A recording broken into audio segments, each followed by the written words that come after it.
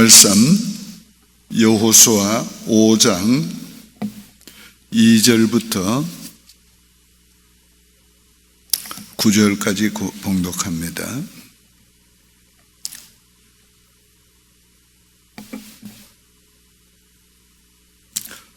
여호수아서 5장 2절입니다. 그때에 여호와께서 여호수아에게 이르시되 너는 부싯돌로 칼을 만들어 이스라엘 자손들에게 다시 할례를 행하라 하시매 여호수아가 부싯돌로 칼을 만들어 할례산에서 이스라엘 자손들에게 할례를 행하니라. 여호수아가 할례를 시행한 까닭은 이것이니 애굽에서 나온 모든 백성 중 남자 곧 모든 군사 애굽에서 나온 후 광야길에서 죽었는데 그 나온 백성은 다 할례를 받았으나 다만 애굽에서 나온 후 광야길에서 난 자는 할례를 받지 못하였습니다. 이스라엘 자손들이 여호와의 음성을 청종하지 아니하므로 여호와께서 그들에게 대하여 맹세하사 그들의 조상들에게 맹세하여 우리에게 주리라고 하신 땅 곧 젖과 꿀이 흐르는 땅을 그들이 보지 못하게 하리라 하시매 애굽에서 나온 족속 곧 군사들이 다 멸절하기까지 40년 동안을 광야에서 헤매었나니 그들의 대를 잇게 하신 이 자손에게 여호수아가 할례를 행하였으니 길에서는 그들에게 할례를 행하지 못하였으므로 할례 없는 자가 되었음이었더라. 또 모든 백성에게 할례 행하기를 마치매 백성이 진중 각 처소에 머물며 낫기를 기다릴 때에 여호와께서 여호수아에게 이르시되 내가 오늘 애굽의 수치를 너희에게서 떠나가게 하였다 하셨으므로 그곳 이름을 오늘까지 길갈이라 하였느니라. 아멘. 하나님이 하시는 일이 얼마나 하나님의 법을 지키시고 또 하나님의 시간을 지키시고 또 하나님이 하는 일의 순서를 지키시고 그렇게 완전하게 행하시는 것을 오늘 이 사건을 통해서 우리가 배울 수가 있습니다. 우리는 급하면은 좀 순서도 뛰어넘기도 하고 빼기도 하고 또 우리가 어떤 때는 또 편리한 대로 또 우리가 쉽게 가기도 합니다. 그런데 하나님 절대 그렇게 안 하십니다.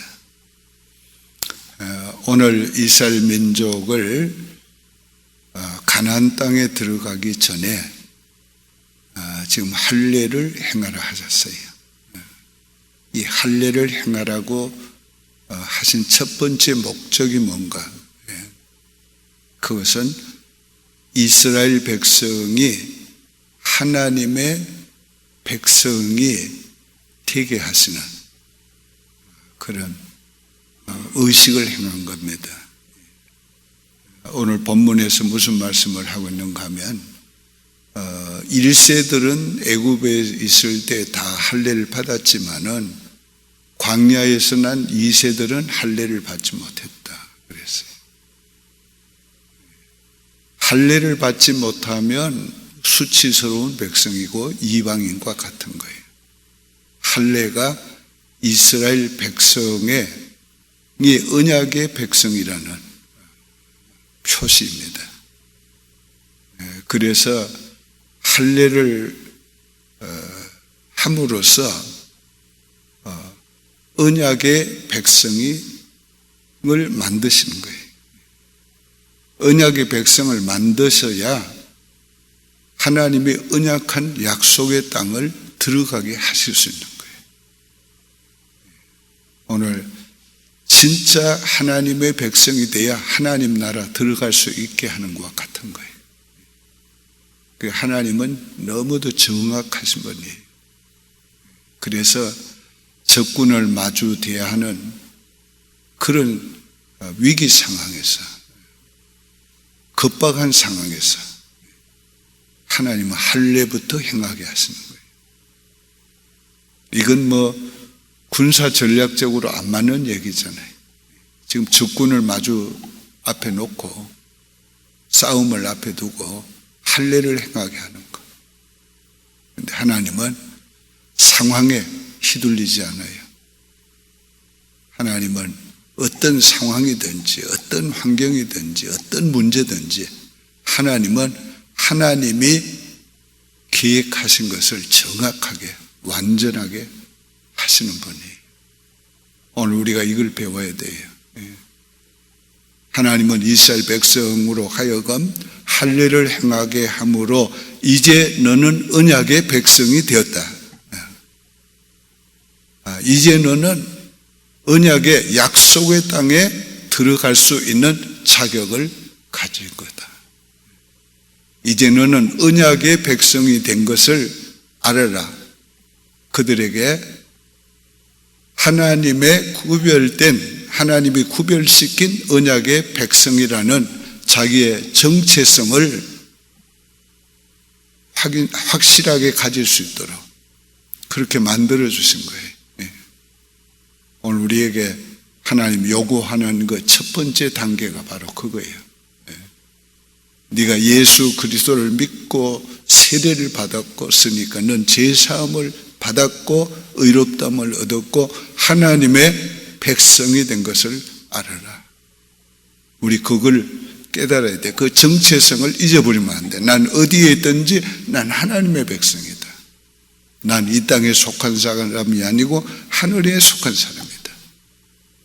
오늘 이것을 우리가 확실하게 가져야 길을 하나님 원하시고 있는 거예요. 그래서 우리에게 세례를 베푸는 겁니다. 오늘 하나님은 이처럼 그들로 하여금 확실하게 언약의 백성이 되어서 이제 하나님의 백성이 되어서 하나님이 약속하신 땅에 들어갈 수 있다는 거예요.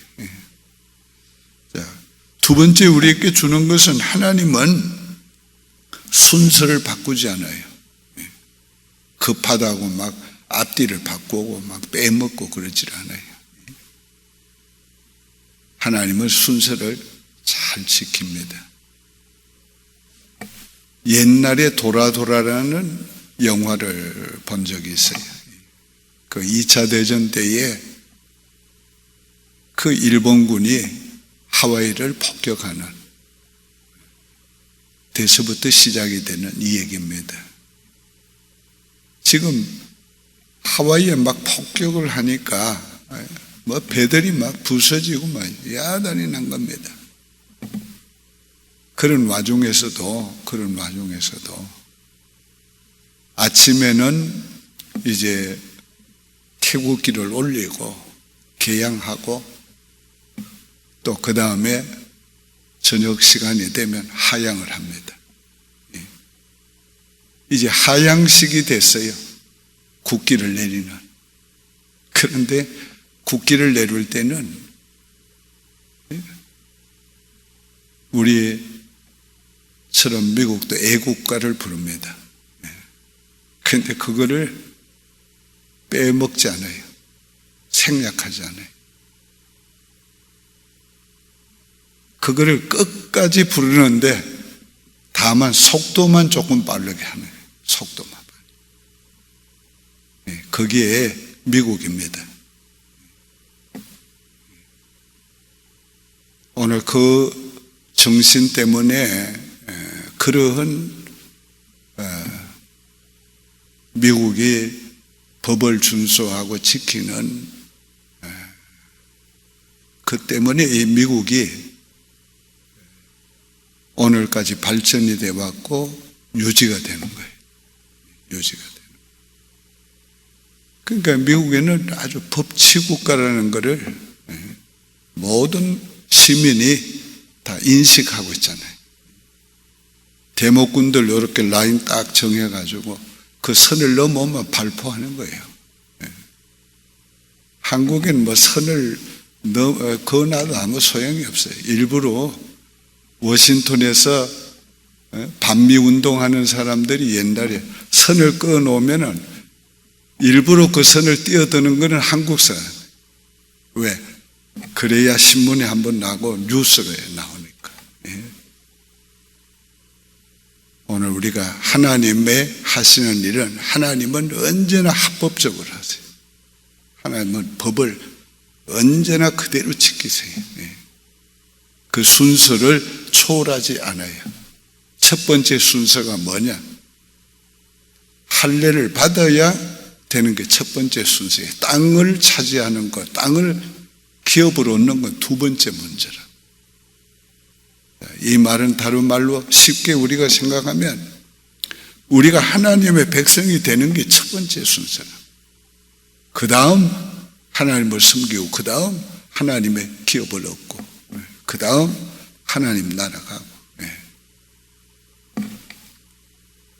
한 걸음 더 나가서 하나님은 하나님의 시간을 맞추어서 하세요.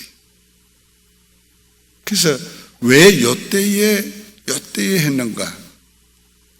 요단강 이편에서 1년을 머물게 한 이유, 그리고 요때에 할례를 행하는 이유가 하나님이 40년이라는 시간을 채우기 위해서예요. 그래서 6절이 그걸 말씀하고 있는 겁니다.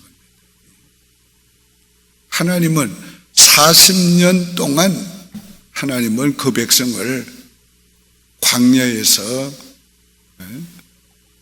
애굽에 들어가지 못하고 훈련시키기로 선포하셨다는 거예요. 그 40년을 채우는 거예요. 그 40년이 되는 때에 할례를 행하게 하시는 거예요. 오늘 하나님의 시간이 있습니다. 개인을 향해서도, 하나님의 백성을 향해서도, 교회를 향해서도, 우리 가정을 향해서도 그 하나님의 시간을 우리가 뛰어넘을 수 없어요. 그러니까 하나님의 시간을 우리는 어떻게 돼요? 기다려야 되지. 하나님은 정확하게 자신의 계획한 시간에 하나님은 일하십니다. 이스라엘 백성들이 이 하나님의 명령에 순종했어요. 한 사람도 불평하지 않았어요. 아니, 지금 적군을 앞에 두고 이건 무슨 일입니까? 그러지 않았어요. 지금 할례를 행해도 그래.